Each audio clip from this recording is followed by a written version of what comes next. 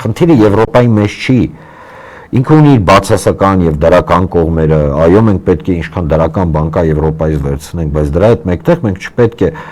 դարձնենք մեր երկիրը մարտադաշտ։ Այս մարդիկ երկու օր ավել իշխանության մնալու համար փորն են տալի երկիրը։ Ուրսուլան էլ դե ինչ պետք է ասի, ուրախ զվար ծափ տալով ասում է լավ եք անում, որոշել եք ինքնաոչնչանակ։ Մենք ձեզ հələ մի բան էլ կօգնենք։ Ինչպես Ուկրաինային են օգնում։ Մոլդովան, Ուկրաինան, վրացիները փառք ու պատիվ այդքան խելք ունեցան, ընդ որում ամենախելացին դուս եկան,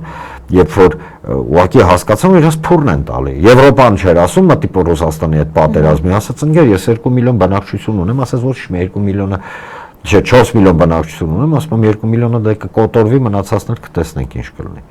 Ստեղ խնդիրը հետևյալն է. ինչ է ձեռնտու Հայաստանի Հանրապետությանը։ Հայաստանի Հանրապետության քաղաքացուն ձեռնտու է օրինակ գյուղացուն, որ իր ապրանքը վաճառվի։ Մոռացեք, ժողովուրդ ջան, չի վաճառվելու ինքը Եվրոպայում։ Այն որ ցույց են տալի կես կիլո, չգիտեմ, Սինգապուր ուղարկեցին,